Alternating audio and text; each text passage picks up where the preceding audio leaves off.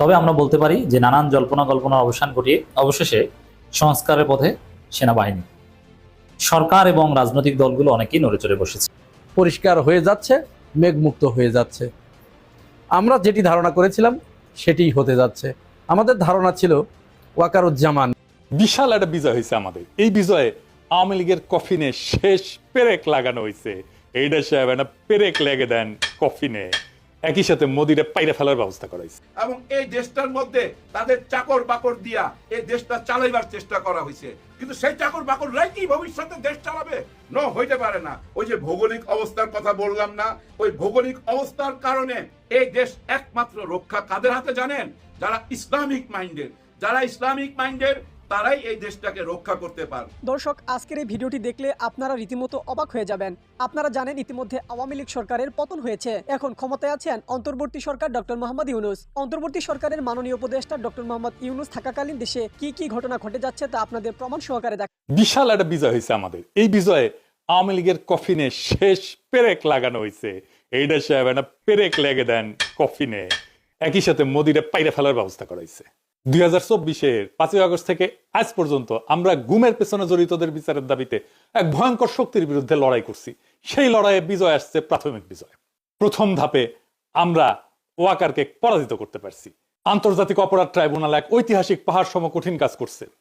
Joint interrogation sell এবং TFI task force for interrogation, এই সেলে গুম এবং নির্যাতনের 2 মামলায় মোট 30 জনকে আসামি করা হয়েছে এবং এর মধ্যে আছে ডিজিএফআই এর সাবেক অনেকগুলা পরিচালক এবং আর্মির, সেনাবাহিনীর উর্দি পড়া দুর্বৃত্তরা। তবে এই ঘটনা থেকে বাংলাদেশের মিডিয়া কারা নিয়ন্ত্রণ করে সেটা ধারণা পাওয়া গেছে। আমার দেশ এবং কয়েকটা সামান্য গণমাধ্যম ছাড়া কেউই সাবেক ডিজিএফআই এর কর্মকর্তাদের বিরুদ্ধে গ্রেপ্তারি পরোয়ানার খবরটাতে ডিজিএফআই শব্দটা পর্যন্ত ব্যবহার করেনি। সবার শিরোনামে ছিল শুধু হাসিনা আর সাবেক সেনা কর্মকর্তাদের নাম। দেখেছেন, ডিজিএফআই এর নাম শুনলে কাপড় নষ্ট করে ফেলে। এই জেনারেল ওয়াকার গুম খুনে জড়িতদের রক্ষায় আগামী নির্বাচনে সহায়তার আশ্বাস দেয়া বিভিন্ন রাজনৈতিক দল এবং ব্যক্তিদের নানা প্রস্তাব দিয়ে আসতেছিলেন। এমনকি কিছু মানুষকে সামরিক এলাকায় পিএনজি করেছে। পিএনজি মানে জানেন তো, পার্সোনা নন গ্রাটা, মানে এদের সেনানিবাসে ঢুকতে দেওয়া হবে না। ওয়াকার তো পারলে তার বোন কাটাল রানীর ক্ষমতায় রাখতো। এখন ও যাই করুক ব্যর্থ হবে, কারণ সে মিত্র হিসাবে বেছে নিছে কালপ্রিটদের, দুর্বৃত্তদের, এবং তার মিশন হইতেছে দুর্বৃত্তদের রক্ষা করার। যাই হোক, আগে জেনে নি আসলে গুম সংক্রান্ত কি বিশাল অপরাধ হাসিনা আর তার দলবল করেছিল। এটা নিয়ে একটা ডকুমেন্টারি হয়েছে 1 ঘন্টার বেশি সময়ের, আপনারা পারলে দেখে নেন। ওয়াকার কি কি ঝামেলা করেছে, কেন করেছে, আর ওয়াকারের জন্য কি অপেক্ষা করতেছে সেটাও আমরা এই আলোচনায় জানবো। আপনারা আয়নাঘরের কথা শুনেছেন না? মানে দেশে তো জেলখানা আছে, তাহলে আয়নাঘর কেন লাগে? আর আয়নাঘরে কারা ছিল? আয়নাঘরে ছিল গুমের শিকার হতভাগ্যরা। হাসিনার আমলে কয়েক হাজার গুম হয়েছে। গুম কমিশনে অভিযোগ জমা পড়েছে 1676টা। গুম কমিশনই বলে যে এটা একটা সামান্য অংশ, গুমের শিকার একটা বড় অংশই ঝামেলা এড়ানোর জন্য অভিযোগই করতে চায় না। তো জেলে নিতে হইলে তো একটা প্রসিডিওর লাগবে, আদালতে নিতে হবে, আপনি জামিনের আবেদন করতে পারবেন, উকিল নিয়োগ করতে পারবেন, সবার উপরে আপনার বিরুদ্ধে তো অভিযোগ লাগবে একটা যে আপনি।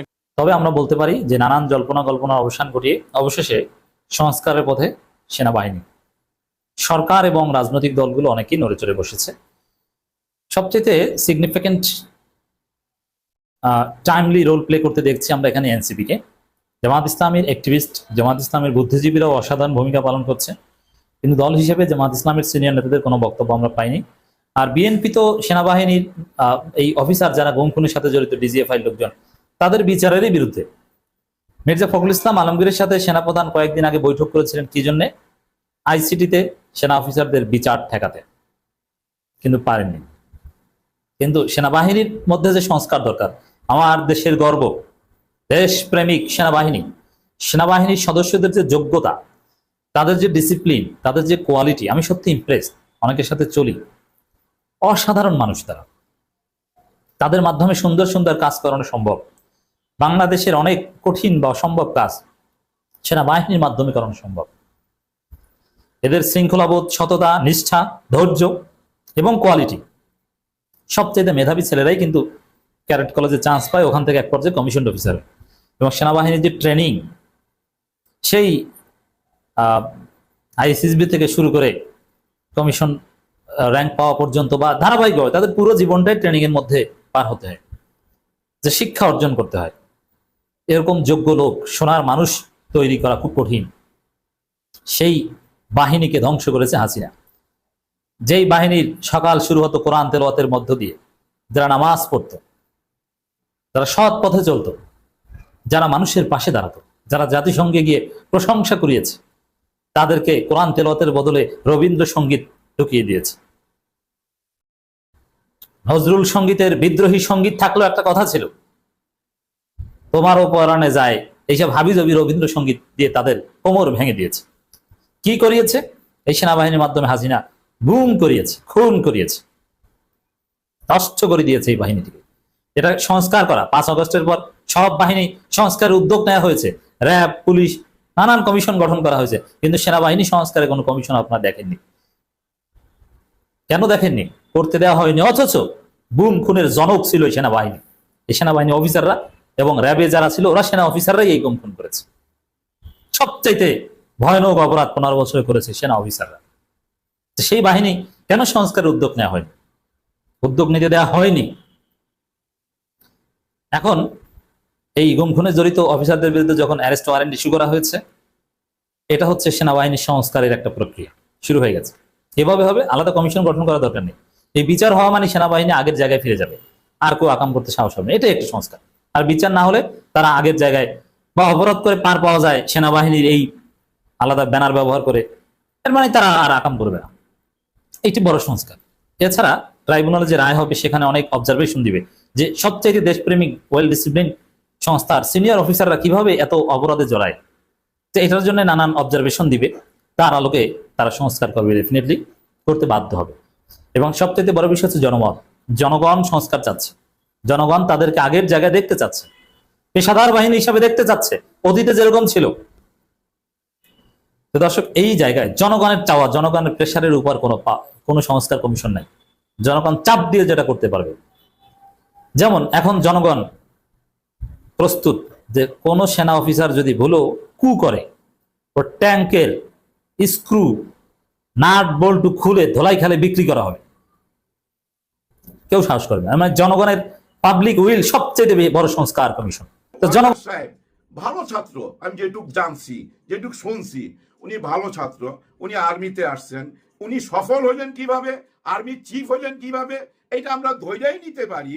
প্রধানমন্ত্রীর ফুফাতো বোনকে উনি বিয়ে করছে, তার মানে এই যে উনি আর্মি চিফ হয়েছে, ওনার যতই নিজস্ব গুণ থাকুক না কেন, আমরা দুয়ে দিয়ে চাই মিলেই নিতে পারি ওনার বইয়ের হাত আছে ওনার এই সফলতার পিছনে, এই কামিয়াবের পিছনে। নাকি ভাই ভুল বললাম নাকি? যাই হোক, একটা টাইমে ওনার জ্যাঠাস মানে ওনার ওয়াইফের বড় বোন, ফুফাতো বড় বোন শেখ হাসিনা, উনি একটা বিপদের সম্মুখীন হইল। কিভাবে বিপদে পড়ছে এটা আমরা জানি, উপরালাই উনাকে ফালাইছে। কিন্তু ওই বিপদের সময় ওনাকে সেফ এক্সিট দিয়ে দিল কে? হেলিকপ্টারে কইরা কে পাঠিয়ে দিল? জনাব ওয়াকার সাহেব। ওনার অনুমতি ছাড়া তো আর যাইতে পারে নাই, কারণ ওই পাইলটের কোনো ক্ষমতা আছে হেলিকপ্টার নিয়ে উড়বে শেখ হাসিনাকে যদি উনার পারমিশন না পায়?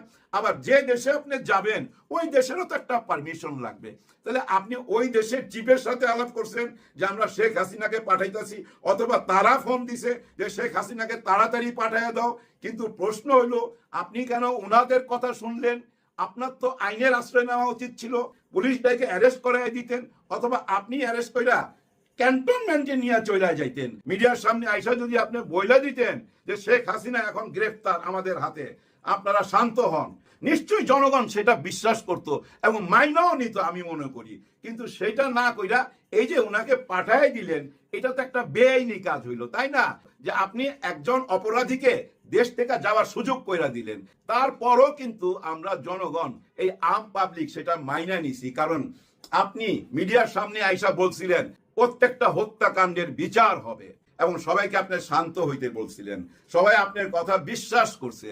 কিন্তু এরপর দেখা গেছে 625 জন, হ্যাঁ সংখ্যাটা বোধহয় 625 জন হবে, ওরা ক্যান্টনমেন্টে আশ্রয় নিল। ওরাও কিন্তু অপরাধী তখন, কিন্তু ওই অপরাধীরা দেশ ত্যাগ কইরা চলে গেল নিরাপদে, এবং নিরাপদে তারা বিদেশে যায়া ওরা ওইখানে দল পাকায়া অফিস টফিস ভাড়া নিয়া আবার এই দেশে অস্থিরতা চালাইতেছিল।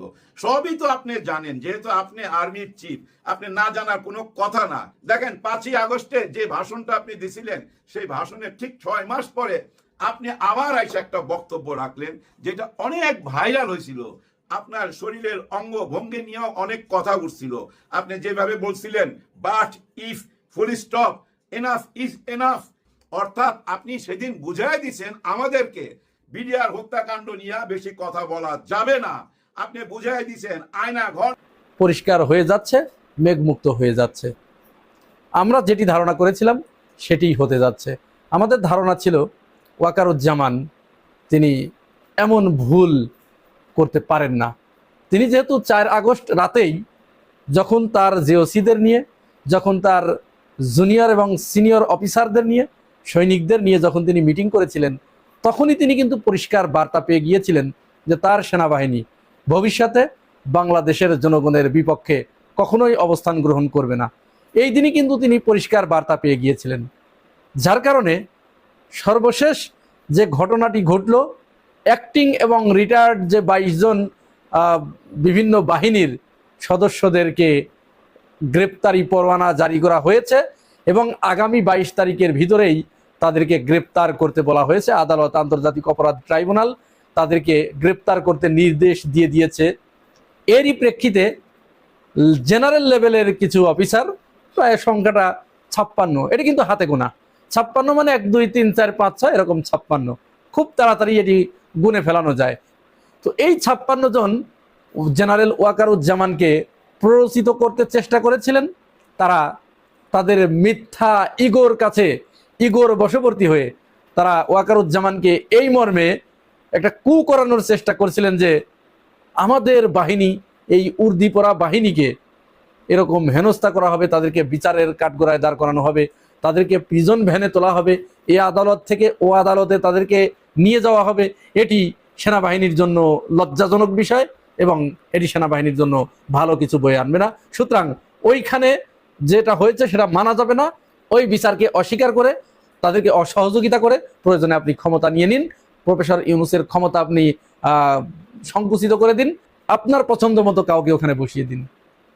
এরকম একটা পরামর্শ ওয়াকারুজ্জামানের কাছে গিয়েছিল। ওয়াকারুজ্জামান নিজেও একটু ক্ষোভ প্রকাশ করেছিলেন। প্রাথমিক অবস্থায় তাদের সাথে একাত্মতা ঘোষণা করেছিলেন, কারণ হাজার হোক তিনি তো শেখ হাসিনার ভগ্নিপতি। শেখ হাসিনার সাথে তার হয়তো এরকম একটি চুক্তি ছিল যে পরিস্থিতি আমার নিয়ন্ত্রণের বাইরে চলে যাচ্ছে, আপনি দয়া করে কয়েকদিনের জন্য একটু ঘুরে আসুন, ছুটি কাটিয়ে আসুন, আমি এদিকে একটু পরিস্থিতি শান্ত করি, তারপরে আপনাকে আমি আবার ফিরিয়ে এনে আপনার যথাস্থানে আমি আপনাকে সেট করে দেবো, অর্থাৎ সেই মাকামে ইব্রাহিমের মতো এখানে কাজকর্ম সম্পূর্ণ করা হোক, নির্মাণ কাজ শেষ করা হোক, তারপরে পাথরটাকে আমি আবার তুলে জায়গা মতো বসিয়ে দেব, এরকম। কিন্তু ওয়াকারুজ্জামানের স্বপ্ন ভঙ্গ হয়েছে সেদিন, যেদিন তিনি দেখেছেন যে হাসিনা প্রশ্নে বাংলাদেশের প্রতিটি দল, মত, ধর্ম, বর্ণ নির্বিশেষে প্রত্যেকটা মানুষ যখন এক কাতারে এসে দাঁড়িয়েছে, তাদের ভিতরে রাজনৈতিক হানাহানি আছে, তাদের ভিতরে মত পার্থক্য আছে, তাদের ভিতরে আকিদাগত, ফেরকাগত বিভিন্ন মতভেদ আছে, কিন্তু কেন যেন হাসিনার প্রশ্ন এসে দাঁড়ালেই তারা সমস্ত মত, পথ, ধর্ম, রাজনীতি, আদর্শ সব কিছু ভুলে গিয়ে এক কাতারে এসে দাঁড়িয়ে যায়। সেদিন ওয়াকারুজ্জামানকে সিদ্ধান্ত নিতে হয়েছে, বা তিনি সিদ্ধান্ত নিতে বাধ্য হয়েছেন যে না, আর সম্ভব নয়, তাকে আর এখানে প্রতিস্থাপন করা কোনো মতো অবস্থায় সম্ভব নয়। তিনি ক্ষোভ ঝেড়েছিলেন তাজুল ইসলামের উপরে। তাজুল ইসলাম সমস্ত ভয়, রক্তচক্ষু উপেক্ষা করে তিনি কিন্তু আজকের এই পর্যায়ে এই বিচার প্রক্রিয়াটাকে নিয়ে গিয়েছে। আমাদের মনে পড়ে সেদিনের কথা, যখন খালেদ মহিউদ্দিন আসিফ নজরুল স্যারকে তার ঠিকানায় ডেকে নিয়ে বলেছিলেন যে আপনি তাজুল ইসলাম, তিনি তো জামাত ঘেঁষা লোক, তাকে কেন আপনি এই দায়িত্ব দিলেন, বিএনপির কাউকে দিতে পারতেন না? আসিফ নজরুল স্যার সেদিন বলেছিলেন, খালেদ আপনি যদি পারেন তাহলে কাউকে এনে দেন, আমি হাজারো চেষ্টা করেছি, তারা কেউ দায়িত্ব নিতে পারে নাই। তাজুল ইসলামকে আমি বলার সাথে সাথে সে রাজি হয়ে গেছে। আমি এরকম সাহসী ছেলে আর কোথাও দেখি নাই। আপনি এখনো খুঁজতে থাকুন, যদি আপনি কাউকে এনে দিতে পারেন আমি তাহলে দায়িত্ব তাদেরকে দিব। ভাই, এই দায়িত্ব পালন দর্শক, সম্পূর্ণ ভিডিওটি দেখলেন, আশা করি বিষয়টি বুঝতে পেরেছেন। এই নিয়ে আপনার গুরুত্বপূর্ণ মন্তব্যটি অবশ্যই কমেন্ট বক্সে জানিয়ে দিবেন। ধন্যবাদ।